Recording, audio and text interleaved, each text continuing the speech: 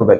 কথা না বাড়িয়ে মেইন ভিডিওতে বা মেইন টপিকে চলেন আমরা চলে যাই। প্রথমে যদি আমরা ডিজাইন নিয়ে আলোচনা করতে চাই, আমি বলবো 10 থেকে 11,000 বা 12,000 টাকায় যে যার জায়গায় শক্ত পজিশনে থাকবে ডিজাইনের দিক থেকে। কারণ Realme Note 50 এই স্মার্টফোনের ডিজাইন যথেষ্ট ভালো রাখার চেষ্টা করেছে। যদিও আমরা এখানে যদি আমরা একটু ওয়েটের দিকে তাকাই, ওয়েটটা একটু বেশি মনে হচ্ছে যদি আমরা কম্পেয়ার করি Vivo Y03 এই স্মার্টফোনের সাথে। কারণ Realme Note 50 আপনাকে দিচ্ছে 186 গ্রাম এবং ডিজাইনটা প্রিভিয়াস ফোনগুলোর মধ্যে যেমনটা পাচ্ছিলাম Realme এন্ট্রি লেভেল বা মিড রেঞ্জের মধ্যে তেমনটাই আমরা এখানে দেখতে পাচ্ছি। ঠিক অন্যদিকে যদি Vivo Y03 দিকে আমরা তাকাই, এই ভাই কিন্তু আপনাকে 185 গ্রাম ওয়েট দিচ্ছে এবং থিকনেসও খুবই কম ছিল, 8.4 mm থিকনেস, এবং দুটি স্মার্টফোনের মধ্যেই কিন্তু IP54 রেটিং রয়েছে, মানে ওয়াটার রেসিস্ট্যান্ট, ডাস্ট রেসিস্ট্যান্ট।